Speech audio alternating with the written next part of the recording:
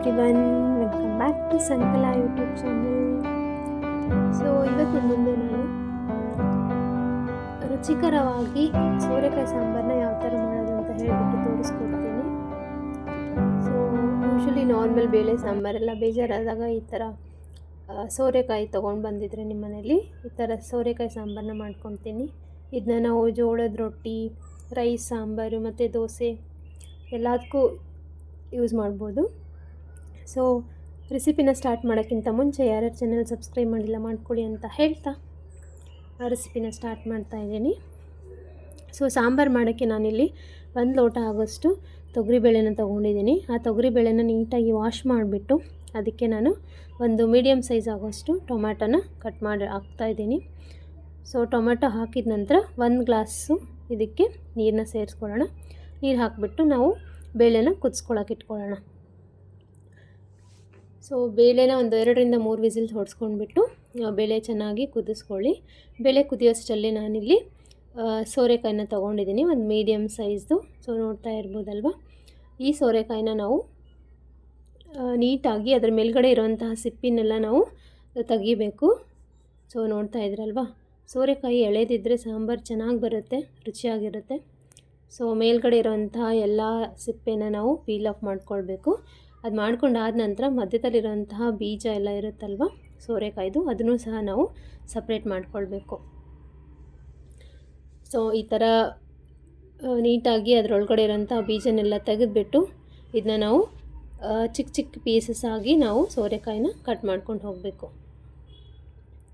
So ಸೋರೆಕಾಯಿಂದ ನಾವು ಸಾಂಬಾರು ಮಾಡ್ಬೋದು, ಇಲ್ಲಾಂದರೆ ಸ್ವಲ್ಪ ಗಟ್ಟಿಯಾಗಿ ಗ್ರೇವಿ ಥರನೂ ಮಾಡ್ಬೋದು, ಅದು ಇನ್ನೂ ಚೆನ್ನಾಗಿರುತ್ತೆ.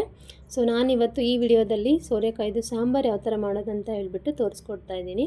ಸೊ ಇಲ್ಲಿ ನೋಡ್ತಾ ಇದ್ದೀರಲ್ವ, ಒಂದು ಮೀಡಿಯಮ್ ಸೈಜ್ ಆಗೋಷ್ಟು ನೀಟಾಗಿ ನಾನು ಒಂದೇ ಸಮನಾಗಿ ಸೋರೆಕಾಯಿನ ಕಟ್ ಮಾಡಿಟ್ಕೊಂಡಿದ್ದೀನಿ. ಕಟ್ ಮಾಡಿಬಿಟ್ಟು ಇದನ್ನ ಒಂದು ಬೌಲ್ಗೆ ಹಾಕ್ಕೊಳ್ತಾ ಇದ್ದೀನಿ.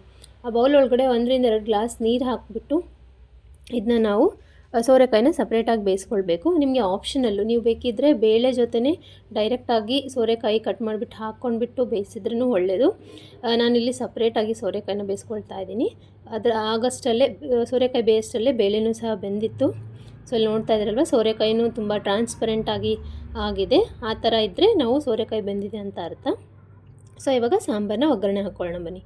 ಇಲ್ಲಿ ಒಗ್ಗರಣೆಗೆ ನಾನು ಒಂದು ಸ್ವಲ್ಪ ಎಣ್ಣೆ ಹಾಕಿಬಿಟ್ಟು ಅದಕ್ಕೆ ನಾನು 1 ಟೇಬಲ್ ಸ್ಪೂನ್ ಆಗೋಷ್ಟು ಜೀರಿಗೆ, ಸಾಸಿವೆ, ಆಮೇಲೆ 4ರಿಂದ 5 ಹೆಸರು ಬೆಳ್ಳುಳ್ಳಿ, ಅದಾದಮೇಲೆ ಇದಕ್ಕೆ ನಾವು ಮೀಡಿಯಮ್ ಸೈಜ್ದು ಈರುಳ್ಳಿನ ಉದ್ದುದ್ದಾಗಿ ಕಟ್ ಮಾಡ್ಕೊಂಡ್ಬಿಟ್ಟು ಸೇರಿಸ್ಕೊಳ್ಬೇಕು. ಈರುಳ್ಳಿ ಮತ್ತು ಕರಿಬೇವನ್ನ ಹಾಕ್ಕೊಂಡ್ಬಿಟ್ಟು ಈ ಒಗ್ಗರಣೆನ ಚೆನ್ನಾಗಿ ಫ್ರೈ ಮಾಡ್ಕೊಳ್ಬೇಕು.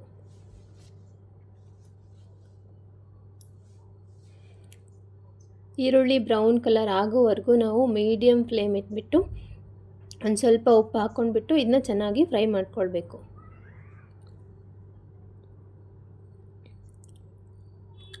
ಸೊ ನೋಡ್ತಾ ಇದ್ರಲ್ವ, ಈರುಳ್ಳಿ ಇವಾಗ ಚೆನ್ನಾಗಿ ಫ್ರೈ ಆಗಿದೆ.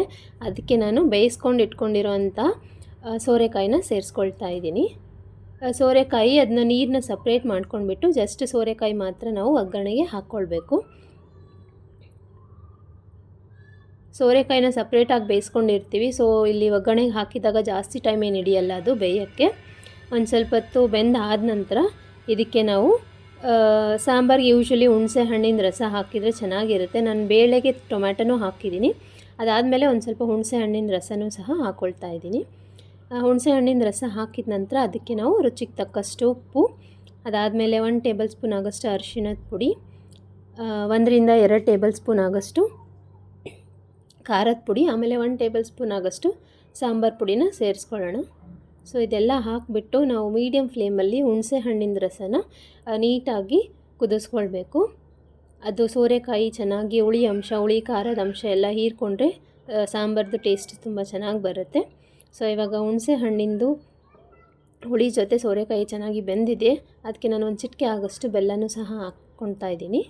ಬೆಲ್ಲ ಹಾಕ್ಕೊಂಡ್ಮೇಲೆ ಈ ಹುಳಿನ ಒಂದು 2ರಿಂದ 3 ನಿಮಿಷದವರೆಗೂ ಲೋ ಫ್ಲೇಮಲ್ಲಿ ಇಟ್ಬಿಟ್ಟು ಚೆನ್ನಾಗಿ ಬೇಯಿಸ್ಕೊಳ್ಬೇಕು. ಸೊ ಇಲ್ಲಿ ನೋಡಿದ್ದೀರಲ್ವ, ಚೆನ್ನಾಗಿ ಬೆಂದಿದೆ ಹುಳಿ.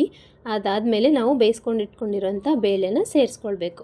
ನಿಮಗೆ ಸಾಂಬಾರ್ದು ಕನ್ಸಿಸ್ಟೆನ್ಸಿ ನೋಡ್ಕೊಂಡ್ಬಿಟ್ಟು ನೀರನ್ನ ಆ್ಯಡ್ ಮಾಡ್ಕೊಳ್ಳಿ. ಬಿಕಾಸ್ ನೀವು ಖಾರ ಉಪ್ಪು ಒಂದು ಸ್ವಲ್ಪ ಚೆನ್ನಾಗಿದ್ದರೆ ಸಾಂಬಾರಿಗೆ ಚೆನ್ನಾಗಿರುತ್ತೆ. ಸೋರೆಕಾಯಿ ಸಾಂಬಾರು ಸ್ವಲ್ಪ ತಿಕ್ಕಾಗಿ ಮಾಡಿದ್ರೆ ಇದನ್ನ ನಾವು ದೋಸೆ ಅಥವಾ ಜೋಳದ ರೊಟ್ಟಿ ಅದ್ರ ಜೊತೆನೂ ತಿನ್ಬೋದು. ರೈಸ್ ಜೊತೆ ಆದರೆ ಒಂದು ಸ್ವಲ್ಪ ತಿಳು ಮಾಡಿಕೊಂಡ್ರೆ ಚೆನ್ನಾಗಿರುತ್ತೆ ಸಾಂಬಾರು. ಸೊ ನೋಡಿದ್ರಲ್ವಾ, ಸೋರೆಕಾಯಿ ಸಾಂಬಾರು ಮಾಡೋದು ತುಂಬಾ ಸುಲಭ. ಇದಕ್ಕೆ ನಾನು ಗಾರ್ನಿಷಿಂಗ್ ಅಂತ ಹೇಳಿಬಿಟ್ಟು ಕೊತ್ತಂಬರಿ ಸೊಪ್ಪನ್ನ ಆ್ಯಡ್ ಮಾಡ್ತಾಯಿದ್ದೀನಿ.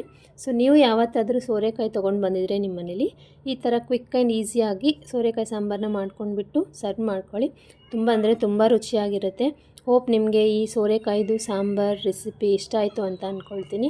ಇಷ್ಟ ಆಗಿದರೆ ನನ್ನ ಚಾನಲ್ನ ಸಬ್ಸ್ಕ್ರೈಬ್ ಮಾಡಿ, ಲೈಕ್, ಶೇರ್, ಕಮೆಂಟ್ ಮಾಡಿ ಅಂತ ಹೇಳ್ತಾ ನಾನು ಈ ವಿಡಿಯೋನ ಇಲ್ಲಿಗೆ ಕಂಪ್ಲೀಟ್ ಮಾಡ್ತಾಯಿದ್ದೀನಿ.